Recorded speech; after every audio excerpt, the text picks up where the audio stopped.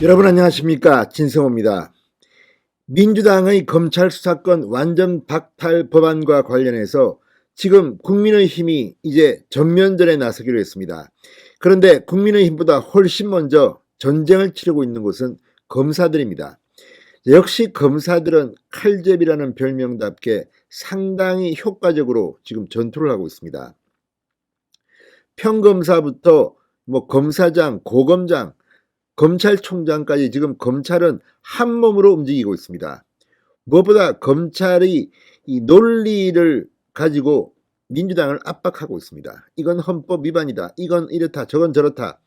그런 가운데 문재인 대통령, 민주당 정권은 연산군에 빗대게 됐습니다. 지금 검찰 노릇을 하던 그런 조직을 없앤 것은 연산군밖에 없다는 겁니다. 자, 이런 가운데 지금 검사들 사이에서 놀라운 이야기들이 지금 나오고 있습니다. 논란이 됐던 사건들의 기록을 다 공개하자는 겁니다. 이 논란이 된 사건으로 꼽히는 것이 바로 노무현 전 대통령의 뇌물수수 의혹 사건. 노무현 전 대통령이 극단적 선택을 하긴 했지만 노무현 전 대통령은 공개적으로 자신의 집사람 권양숙 여사 등이 뇌물을 수수했다는 사실을 사실상 시인했습니다. 그리고 국민들한테 사과도 했습니다. 그런데 이 사건 수사를 할 때 변호사가 누굽니까? 문재인입니다. 문재인 대통령은 당시 이 수사검사 중 오만한 사람도 있었다. 우병우 당시 과장을 이야기하는 것 같습니다. 이런 이야기를 했지만 과연 그럴까요? 자, 지금 노무현 전 대통령이 억울하게 수사를 받은 걸까요? 이런 기록을 까자는 겁니다. 또 한 명, 한명숙입니다. 이 한명숙 전 총리의 불법 정치자금 수수 의혹, 이거는 대법원까지 판결이 났는데도 이걸 한번 명예를 회복하자고 온 검찰을 뒤집어 놓은 게 문재인 정권 아닙니까? 이거 다 공개해서 과연 니들이 말하는 검찰이 그렇게 나쁜 조직인가를 보여주자, 이런 목소리가 나오고 있다는 겁니다. 자, 지금 민주당이 내놓은 이 형사소송법 그리고 검찰청법 일부 개정 법률안을 보면 정말 말도 안 된다고 변호사들은 이야기합니다. 심지어는 저쪽 편에 있던 사람들도 야, 이걸 갖다가 법안이라고 내놓냐 니들? 이런 말을 합니다. 그런데 이 법안은 자기들도 창피한 지 3개월 유예기간을 뒀습니다. 이 법안이 만약에 문재인 대통령 하에서 공포가 된다면 그 마지막 국무회의가 5월 3일입니다. 그때부터 3개월 동안 유예됩니다. 8월까지. 자, 그동안 3개월 동안 검사들이 무슨 행동을 할지는 아무도 모릅니다. 지금 검사들은 엄청난 것들을 많이 쥐고 있습니다. 민주당이 오히려 떨어야 될 겁니다. 그리고 설령 이 3개월 동안 못한다면 한동훈 법무부 장관이 상설 특검을 통해서 이거 하면 됩니다.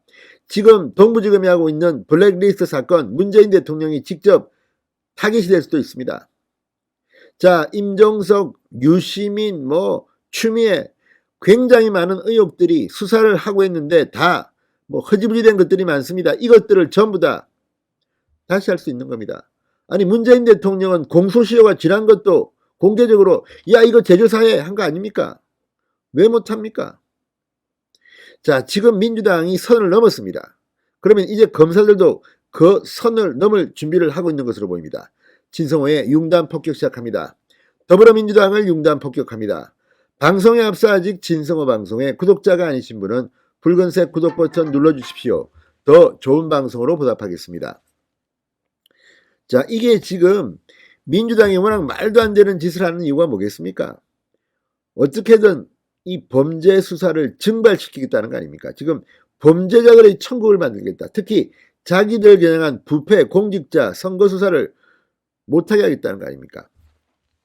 자, 지금 검찰 내부에서 사회적으로 논란이 됐던 사건들의 기록을 다 공개하자는 거죠. 정말 검찰이 왜곡 수사를 했는지 국민들 앞에 냉정히 평가를 받자는 거죠. 이런 말이 나오고 있다고 JTBC가 보도했습니다. 자, 여기서 말하는 논란이 된 사건, 노무현 전 대통령 뇌물수수 의혹 사건, 한명숙 전 총리 불법 정치자금 사건 등을 말한다고 합니다. 수사 과정에서 검찰이 왜곡 또는 과잉 수사를 했다는 의혹이 번진 사건들을 다 까자는 겁니다. 문제의 그 수사 기록 다 공개합시다. 이거 파장이 간단치 않을 겁니다. 지난 8일 전국 고검장 회의에서 이런 이야기가 나왔다고 합니다. 민주당이 추진 중인 검수완박에 대한 논의 중 이 말이 나왔다는 겁니다. 한 검사장이 검찰의 공정성 확보 방안으로 이런 대안, 자 수사기록 까자, 노무현, 한명숙 까자, 이런 제안을 했다는 겁니다. JTBC 보도입니다.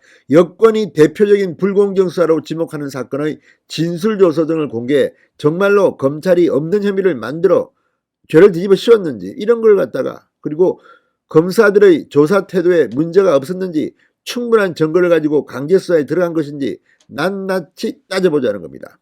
검찰도 반성할 게 있으면 반성하겠다, 오해가 있으면 풀겠다, 이 해묵은 논란을 끝내야 된다는 겁니다.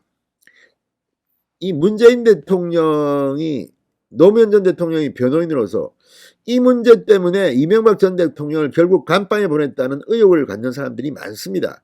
또 이것 때문에 검찰의 수사를 이렇게 못하게 막자, 자기들이 필요할 때는 써먹고 이제 조국 수사니까 이제 수사권을 뺐자, 이런 발상을 한 게 아니냐는 의심이 많습니다.